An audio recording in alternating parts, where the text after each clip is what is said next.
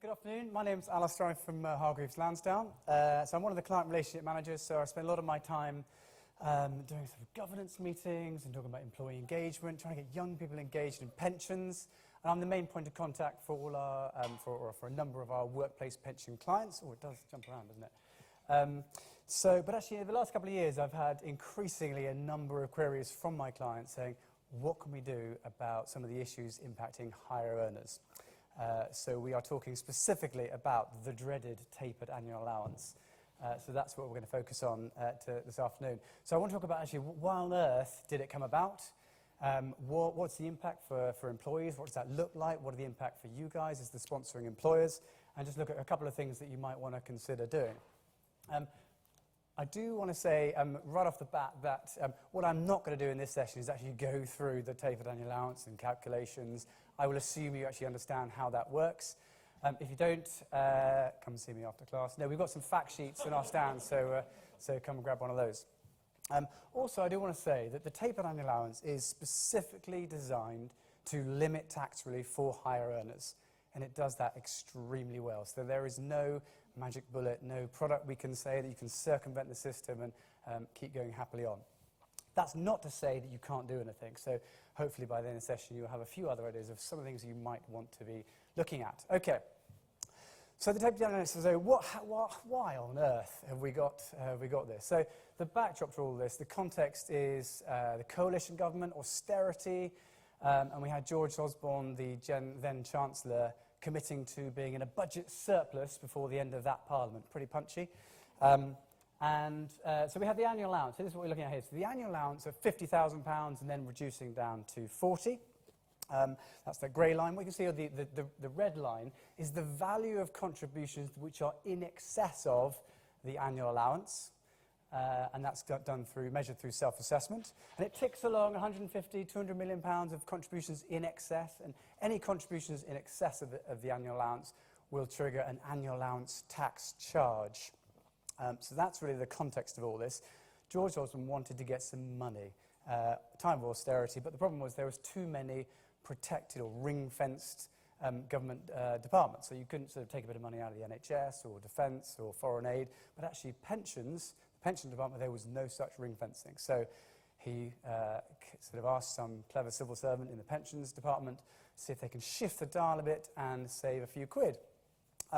So they duly did that, and they came up with the tapered annual allowance. So the idea is that you can, if you reduce the annual allowance, so from 2016, the taper has the impact of reducing an annual allowance from somewhere between £40,000 and £10,000 for some individuals. So the impact is you've got a lot more people going in excess of the annual allowance, and you'll see the value of contributions in excess rockets up towards 800 million.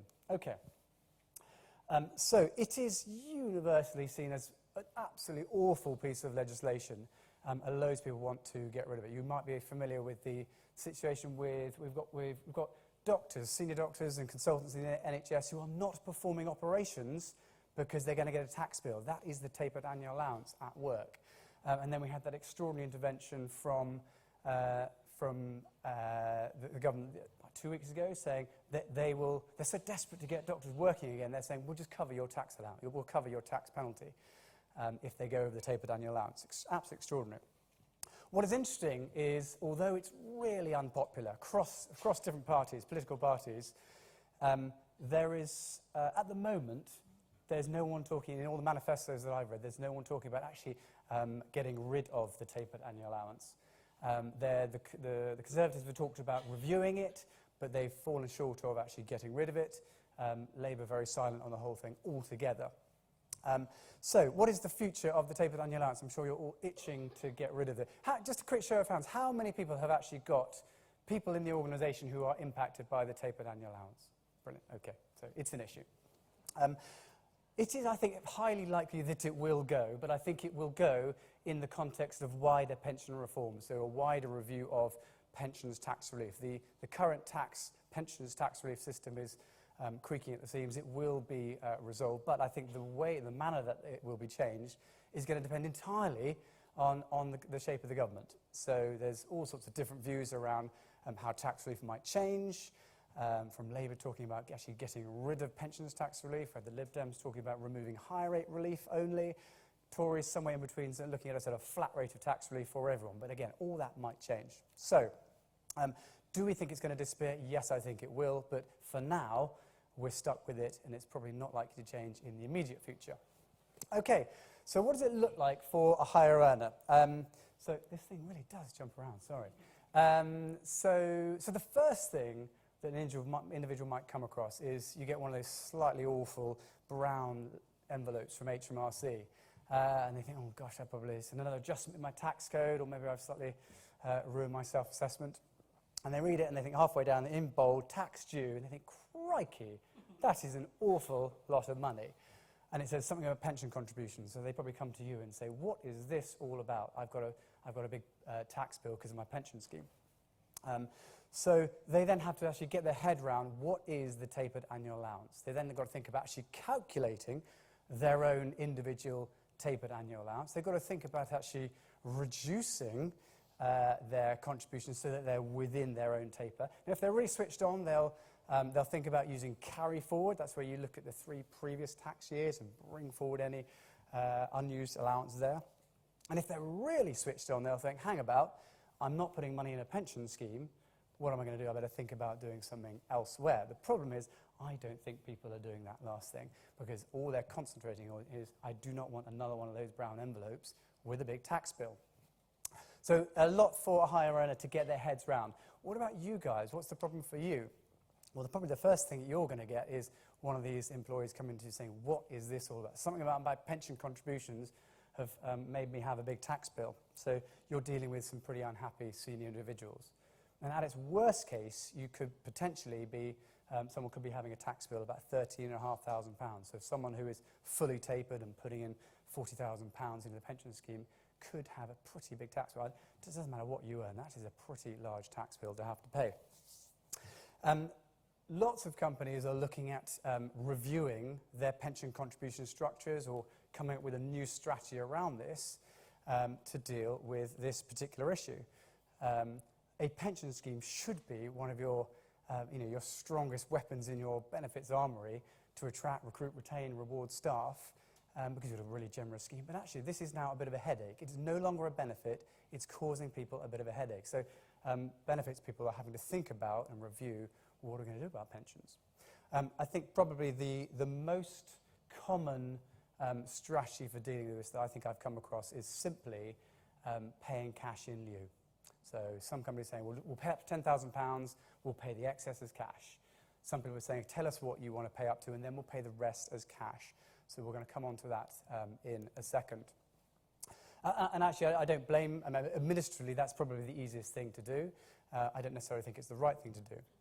Another issue is around bonus payments, or the timing of bonus payments. So lots of companies are having to review actually when they pay bonuses. So if you pay bonuses late in the tax year, say February or March, that doesn't really give people enough time to actually work out, well, what are my earnings in the tax year, because I need to know my earnings for the year to work out what my taper is. But at that stage, if it's sort of late March, it's too late to actually work it all out and change your contributions. Lower pension engagement. There is a risk, there's a real risk, I think, that the tapered annual allowance will begin to breed a sort of disengagement with pensions, because your senior people in your organisation should be the ones who are championing a pension, and yet actually for them suddenly pensions are a complete pain. They're causing me a tax bill. I'm not engaged as I once were. And that's a real problem for you guys. I imagine you guys spend a lot of time, energy and money trying to do anything you can to boost employee engagement. So that just acts as a bit of a headwind for you guys trying to boost engagement in the workforce. But I think one of the real issues is around actually, are individuals paying enough for retirement? Are these guys putting enough money away towards their retirement? Because I think the focus can too often be solely on making sure the tax bill doesn't arrive. But actually the bigger problem is, are these people going to be okay when it gets to retirement? So I just want to run you through a quick example of that, just to illustrate that. Hopefully it will become clear. So I'm going to take a really simple example, and it's just an illustration, but let's take someone on £200,000 total income. And they've got a really generous scheme. It's a 10% matching scheme, so that makes them contributing up to £40,000 a year into the pension scheme. But actually now, with the effect of the taper, the maximum for that individual is only £15,000. So I just want to look at the kind of before and after the taper. So without the taper, assume the taper didn't exist, their contributions and the big growth in their pension fund, they would build up a pretty nice, healthy pension fund.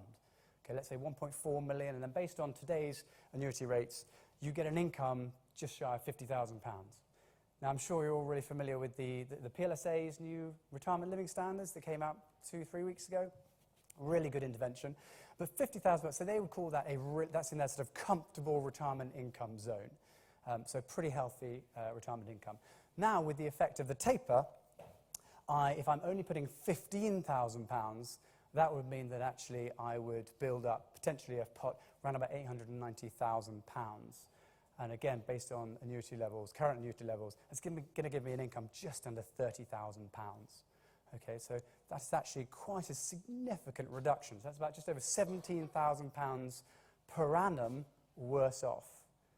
Okay, so again, based on the PLSA's targets, that takes them from the comfortable range to a moderate income. Okay, so bearing in mind that this is pension employer-funded pension scheme, it's about ensuring a good transition between working life and retirement. I would say that actually these individuals, are they going to actually be able to sustain their lifestyle? I would imagine actually that's going to be a pretty hard landing for these individuals. And also, can we assume that they've got it covered? Very often we just assume, I'm sure they've got their own financial advisor. We'll pay that cash in lieu, and I'm sure they'll be able to sort something out. Okay, so what can you do to help these individuals? So certainly you can raise awareness through using fact sheets and signpost them to more information. And lots of employers I've spoken to are already doing this, which is absolutely fantastic. And actually, if you can give people access to the right information, it's not actually really very difficult, but they just need to actually walk through the steps. And I'm sort of fighting with this thing. You have to walk through the steps to actually get there. So you can give people good information. What we've been doing over the last 18 months or so is to actually go a step further, actually start doing individual meetings and group seminars. So actually pulling together people who are affected by this issue and talking to them face-to-face about these issues. And I think it does give some comfort where you've got a pension specialist talking about those issues face-to-face.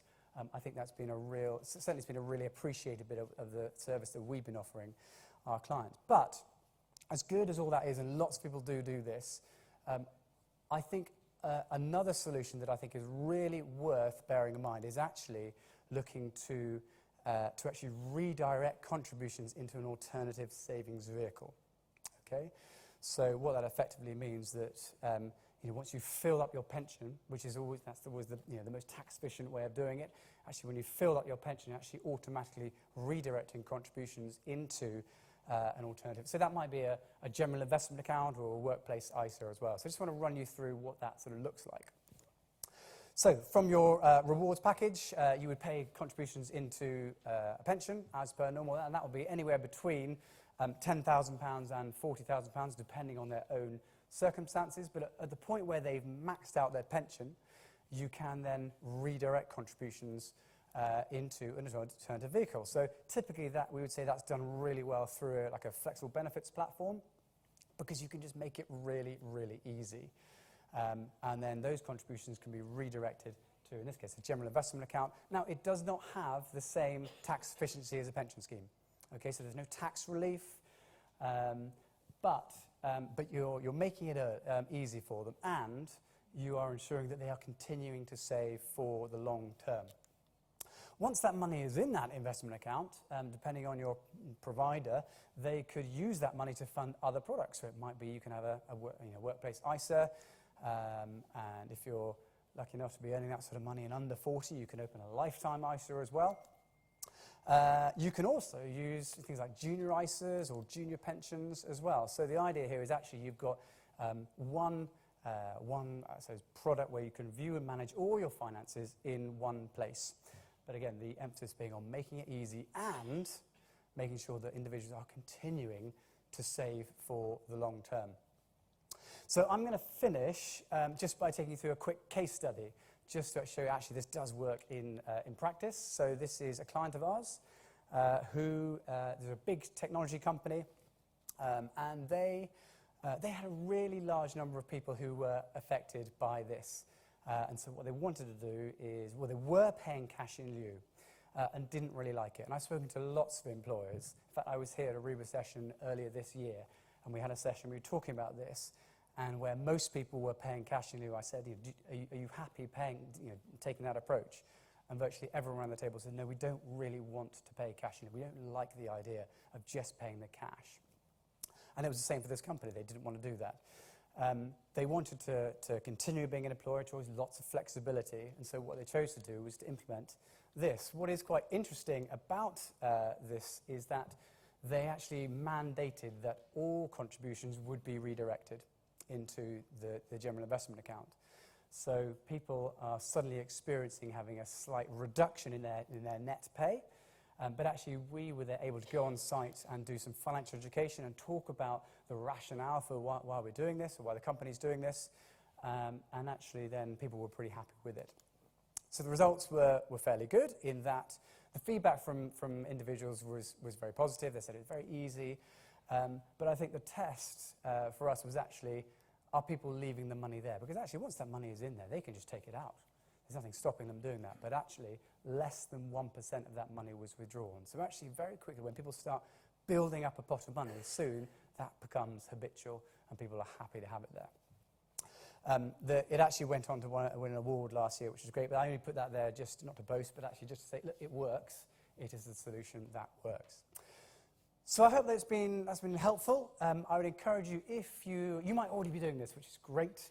If you're not and you're just paying cash in lieu currently, I would encourage you to think about, is this something that would fit within an organisation? Maybe speak to your provider, speak to your advisor, and ask them actually, is this something we can do?